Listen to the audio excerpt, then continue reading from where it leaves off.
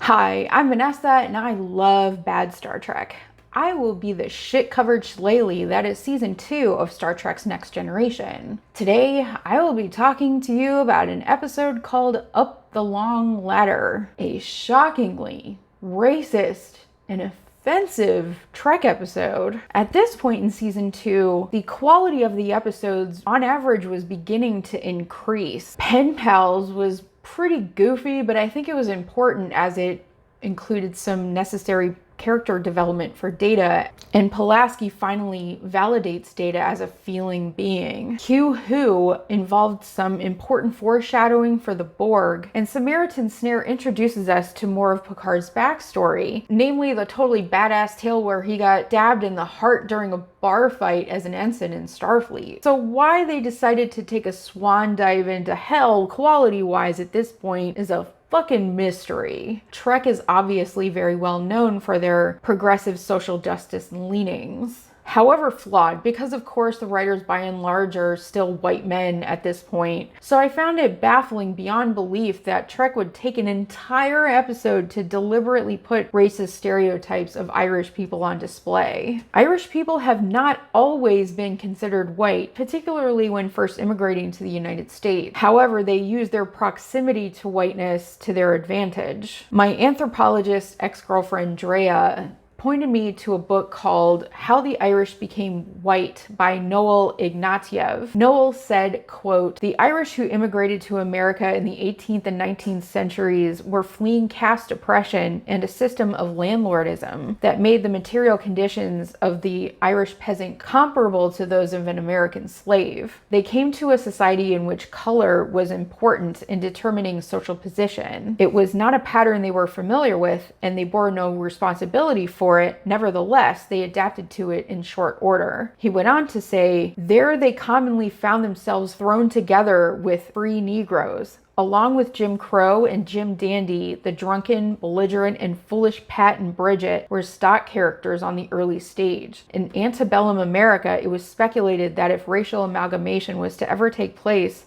it would begin between those two groups. As we know, things turned out otherwise. Colm Meaney, the actually Irish person on the cast who played the transporter engineer, was never consulted about this episode. Later, Colm said he was definitely not happy about how his culture was depicted, but did not feel empowered to speak up because he was just a bit player at this point. Which, imagine your cultural and racial perspective and experience only mattering if you're a lead actor. For him to have to take part in an episode where there's non-Irish people depicting his culture as a loud and ignorant group of dirty pig farmers must have been so demoralizing for him and an awful reminder of a painful history. So what the fuck were they smoking? Whose idea was this? Apparently, one of the writers, Melinda Snodgrass, believed that these stereotypes were accurate and that this would be a ringing endorsement of immigration. She said, quote, "It was intended to be a commentary about immigration. I wanted it to be something that says sometimes those outsiders you think are so smelly and wrong-colored can bring enormous benefits to your society because they bring life and energy. That's what I was going for." Wow, the smelly and wrong-colored people comment didn't signal to anyone that maybe this message was deeply fucked up. The Irish weren't brought to America to bring life and energy. They were fleeing unlivable oppression. I don't think anyone flees their ancestral home with spicing up the melting pot in mind as a goal. Snodgrass shows her entire ass here. The statement reads as a dehumanizing endorsement of eugenics, particularly with the other part of this episode, which to some critics felt glued on to the Irish thing, which is the other human colony that the Enterprise encounters here who need a fresh infusion of DNA since they can't clone people anymore. Snodgrass is one of the people responsible for Measure of a Man. So did she wake up one day and say, "Hey, I've got way too many brain cells for my comfort. I should do something about that. Let's see what the hip kids are doing these days, and took a huge bong rip off of a tractor trailer tailpipe. This is one of the most offensive and cringeworthy things Trek has ever produced, except for Code of Honor, obviously. But here's the kicker. With Code of Honor, it was the director that made it insanely racist by making the Lugonians black and coded as vaguely African. Whereas in this, the racism was totally baked into the script from the jump. Snodgrass said that rewrites took away from her message, but I don't think I agree. I fancy myself a relatively observant person, and if her quote is accurate, I think her message is definitely there. And the episode actually suffers because of it. The one bright spot in this episode comes from something that happens at the very beginning and has nothing to do with the rest of this stupid bullshit. Thank God. When Worf faints on the bridge because of his sickness, and in sickbay, Pulaski tells Worf that he has the Klingon equivalent of the measles, which he finds quite embarrassing. For a Klingon to be sick with something at all in itself is embarrassing, but it would be especially embarrassing for a Klingon childhood disease. So when Picard asks over the intercom what is wrong with Worf, Pulaski tells a lie and says that he fainted from low blood sugar because he was fasting as part of a Klingon ritual. And he didn't take into account that you have to decrease your physical activity as you decrease your caloric intake. Worf demonstrates his gratitude around keeping his privacy by including Pulaski in a Klingon tea ritual, which Pulaski is very moved by. And knowing that the tea is deadly to people, she administers by hypospray an antidote so that she can also partake in the tea ritual. This is the kind of cross-cultural intelligence and compassion that I actually watched Star Trek for in the first place. And I am genuinely amazed, in a bad way, how it goes from this to let's laugh at poor Irish people for the rest of the episode. Even the connective tissue that holds everything together is laughably stupid. Picard calls Riker into his ready room to play him a signal that was sent to him to investigate. And Riker quickly identifies the signal as an SOS. And Picard's like, oh, you're better than Starfleet research. It took hours for them to identify it as an SOS. Starfleet couldn't decode an SOS? What kind of Mickey Mouse operation are they running over there? Holy shit. And Riker asks when the signal was even detected. And Picard says, a month ago. They know where a distress call is coming from, and they just decided to sit on it for an entire month. This isn't even a minute into the episode and the bridge crew has officially shot their brains out of the airlock. It turns out that there was some ship whose records are fully public that went out to the Ficus sector, and for some reason the Federation just forgot about it or whatever. The manifest is filled with odd for the 22nd century things like chicken, sheep, and spinning wheels. Spinning wheels. Cattle, Accessor. chickens, pigs. A device used Not for the spinning DNA, yarn or actual thread, which livestock. consists of a large hand or foot-driven wheel and one How would spindle. anyone carry such an Spindle. insane a mix thin, of rounded, cargo? tapering rod. Data. Which is a huge WTF, because living off of animal products for a Federation citizen is inconceivable. And it turns out that the folks on the planet out in the boonies are from some get back to nature cult. When they finally arrive at the Ficus system to respond to the SOS, finally, the Enterprise discovers that their sun is getting rather unstable and they have 3 hours to evacuate. And Riker's like, oh, that's why the SOS was sent. Yes, SOS means save our ship. It's urgent. I didn't realize until this far into the episode how oddly similar to Pen Pals this is, except no Prime Directive issue is in question, because the colony is obviously post-warp and human. So rescuing the colony called the Bringloidi is a no-brainer. And when they get on the ship, not only are the Bringloidi in the transporter room, but so is a farm full of animals. How did Miles O'Brien also beam up the hay? They even play like river dance music in the background.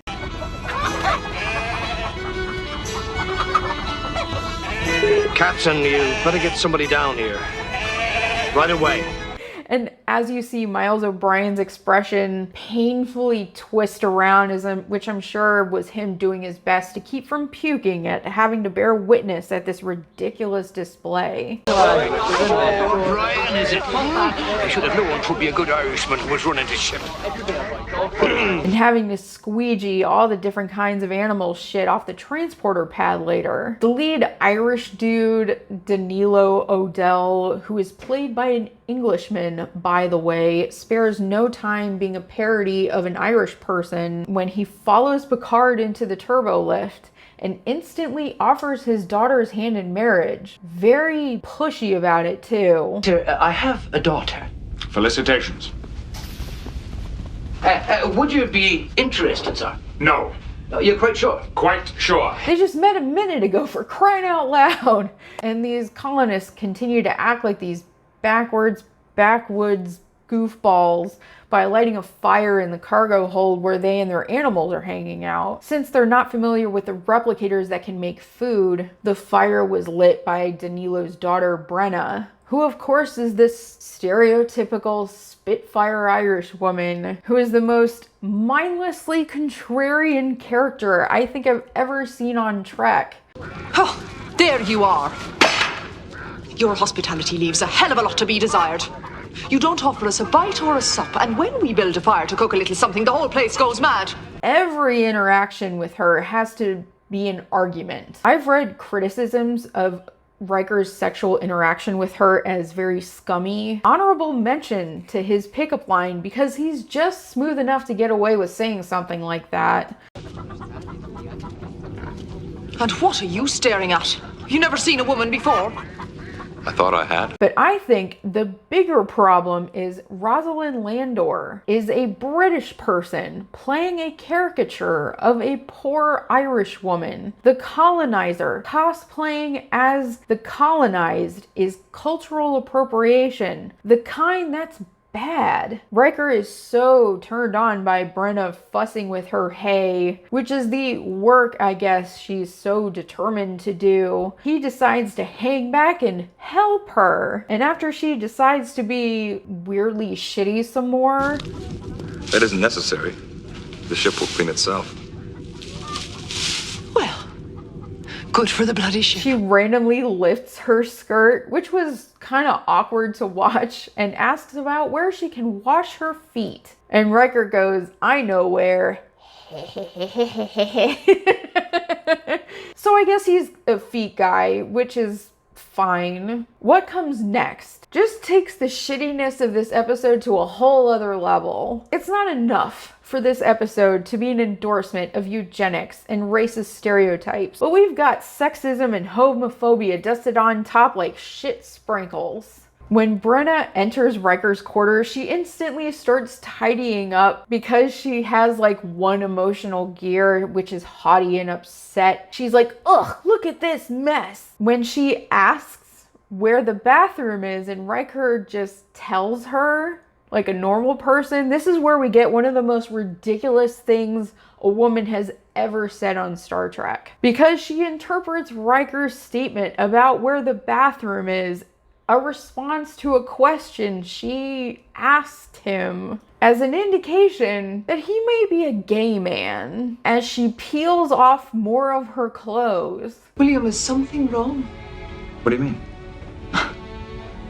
Do you not like girls? This, to me, is the awkward part. There's like this BuzzFeed article out there that lists a bunch of things men avoid doing because it might make them look gay, such as using an umbrella, eating with a fork, hugging a friend. But even in that bizarro world where the goalposts of perfect straightness arbitrarily fling about day to day, nowhere in that listicle is answering a question mentioned as indicative of being a gay. The only way this could make any sense is that feet washing is bring loity for fucking, and the universal translator just can't make sense of that euphemism, so Riker kept thinking, this chick's ankle deep in goat shit. Of course she wants to get her feet cleaned. So now they try to make this feet washing thing sexy. Oh, is there a special technique to this foot washing? You generally start at the top and work your way down. I don't really take issue with sex happening. They're adults, whatever. I just hate everything about the writing in this so much. The stereotype train, though, it's got to keep on chugging. When Danilo is like, I can't fire up the still because you guys won't let me light a fire in here. He's been on the ship for less than an hour and already he's got to distill booze. From what raw material exactly? The hay? He's given replicated whiskey, which doesn't impress him. But then Worf offers him a real Klingon drink.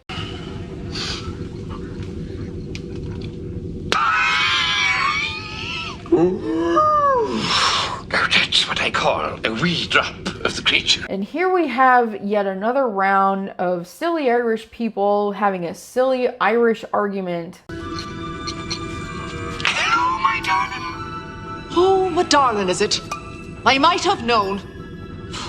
Are you drunk yet, or can you talk with Dr. Pulaski about the children? Picard gets word from Danilo that there's another human colony, one that is more advanced technologically. And after beaming down with an away team, Pulaski quickly ascertains what is so odd about them. Tell me, is your entire population made up of clones, Prime Minister? Clones. Clones? Clones. Janet! Ah! Rock! So the Mariposan Prime Minister is like, we need some fresh DNA because we can't clone people anymore. There's some weird DNA fading thing happening. Like their genetic bubble jet printer just is beginning to run out of ink and there's no Office Depot nearby. So they're screwed. And sex is really super icky and gross to them because they're so used to copying and pasting people into existence. So they ask for some samples from the Enterprise crew so they can add them to their clone army. And in response, Riker says one of the weirdest things he's ever said. One William Riker is unique, perhaps even special. But 100 of him, 1,000 of him, diminishes me in ways I can't even imagine. A simple no is fine, you know? But maybe he's triggered from this being maybe the 5th time someone has attempted to clone him. Maybe that's just a Starfleet thing that happens a lot. And this speech is something that he just has to have in his back pocket that his onesie jumpsuit doesn't have. I know this video is a bit on the longer side, but this episode is such a train wreck in every way. Oh my god. This kind of unreasonable request is very reminiscent to me of when the bow breaks, when a human colony makes a big ask, thinking it'd be no big deal, and then creates a ruse to get what they want anyway when they get told no. Because an away team beams down to the Mariposa for some equipment thing, and the Mariposans knock them out and extract some cells to create clones, which Riker and Pulaski later murder. The whole thing felt like a desperate attempt to create stakes and break up what would have been a solid hour of Irish hee-haw. After Pulaski tells Picard that their genetic fading will make their Mariposan colony non-existent after a generation or two, they come up with this brilliant solution that the Mariposans should just have sex with the Bringloidy. The Enterprise has decided to take it upon themselves to arrange a marriage between these two colonies and obligates them to do it. And they sweeten the deal by having Pulaski tell them that they can't be monogamous, that everyone's got to have a bunch of different partners to increase genetic diversity. And Danilo says something that would have originally been the title of the episode. Send in the clones. I think it's kind of ridiculous and silly. The Federation doesn't act very Federation-like in this episode by treating fellow human beings as backward hillbillies. Ron Moore, one of Star Trek's writers who wrote for TNG as well as Deep Space Nine, called this episode an embarrassment and terrible. This may come as a shock to you, but I agree with him. The writer's message is gross.